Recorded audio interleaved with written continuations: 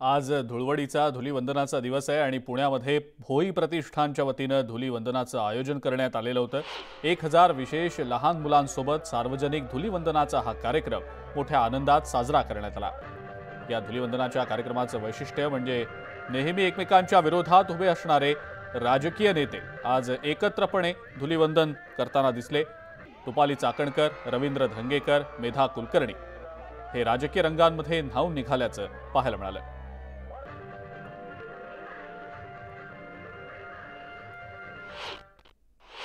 आज भोई प्रतिष्ठानचं हे व्यासपीठ आहे।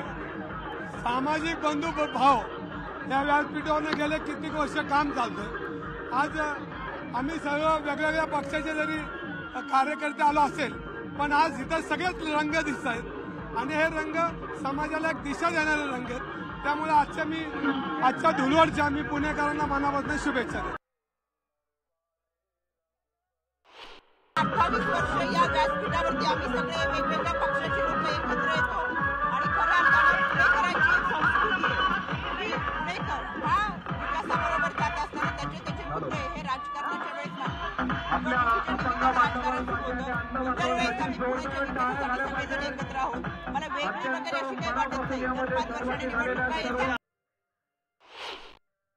राजकारण अनेक वेगवेगळ्या पक्षाचे अनेक वेगवेगळ्या क्षेत्रातले लोक सुद्धा इथे सहभागी आहेत आणि ही पुण्याची संस्कृती आहे की ज्याच्यामध्ये सगळे आपले राजकीय अभिनिवेश आपले विचार विसरून या सणासाठी सगळेजण एकत्र येतात। आपल्या आगळ्या वेगळ्या वैशिष्ट्यांनी प्रसिद्ध असलेल्या आदिवासी काठी संस्थांचा रजवाडी होळी उत्सव मोठ्या उत्साहात संपन्न झाला।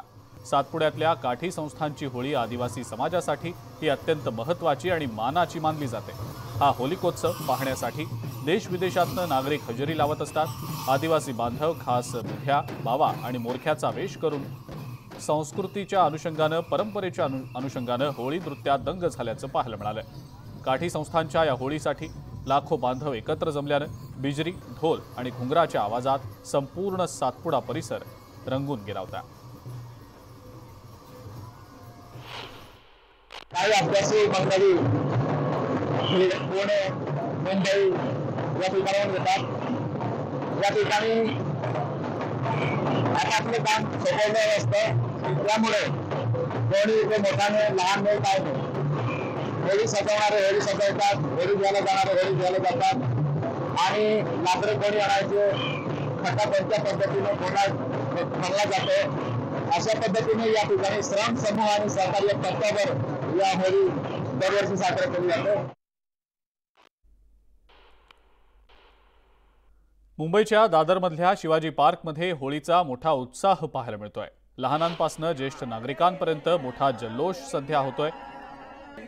धुळवड खेळत नागरिकांकडनं मजा आणि मस्ती धमाल केली जाते। गाणी गात, डान्स करत लोकांमध्ये हा होळीचा उत्साह संचारल्याचं दिसतंय। होळीचा सण संपूर्ण देशभरात साजरा केला जातोय। मग लहान मुलांपासून ते ज्येष्ठांपर्यंत हा सण साजरा केला जातो आणि मोठ्या उत्साहात हा सण साजरा केला जातो। आता आपण शिवाजी पार्क परिसरात आहोत। शिवाजी पार्क परिसरामध्ये माझ्यासमोर अशा तरुण तरुणी आहेत जे मोठ्या उत्साहात हा सण साजरा करतायत। काय जरी ज्येष्ठ असला तरी तुमचा उत्साह तरुणांसारखा आहे? भरपूर आहे, खरोखर भरपूर उत्साह आहे आमचा सगळ्यांचा। ठीक आहे। कशा पद्धतीने होळी साजरी करताय?